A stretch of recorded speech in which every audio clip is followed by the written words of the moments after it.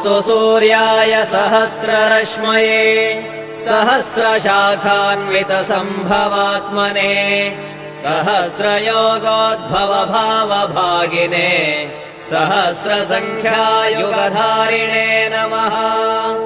यन्मण्डलम् दीप्तिकरम् विशालम् रत्नप्रभम् तीव्रमनादिरूपम् दारिद्र्यदुःखक्षयकारणम् च पुनातु माम् तत्सवितुर्वरेण्यम्।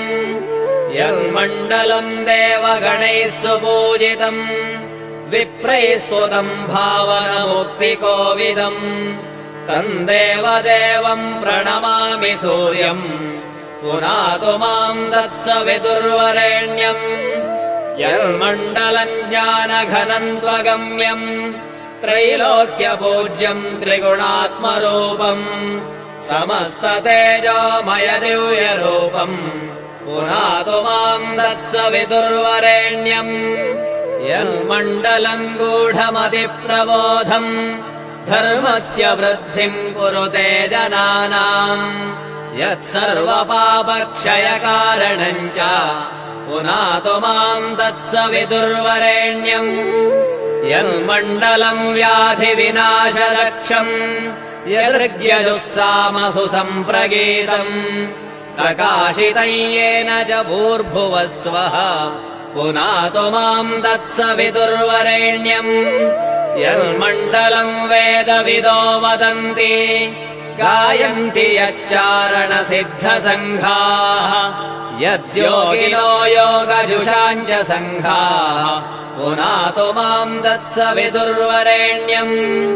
यन्मण्डलम् सर्वजनैश्च पूजितम् ज्योतिश्च कुर्यादिह मर्त्यलोके यत्कालकालाद्यमनादिरूपम् पुनातु माम् तत्सवितुर्वरेण्यम्। यन्मण्डलम् विष्णुचतुर्मुखाख्यम् यदक्षरम् पापहरम् जनानाम् यत्कालकल्पक्षयकारणम् च पुनातु माम् तत्सवितुर्वरेण्यम्।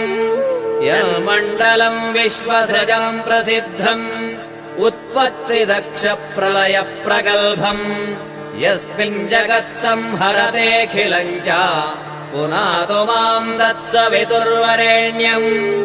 यन्मण्डलम् सर्वगतस्य विष्णोः आत्मा परम् धाम विशुद्धतत्त्वम् सूक्ष्मान्तरैर्योगपथानुगम्यम् पुनातु माम् तत्सवितुर्वरेण्यम्।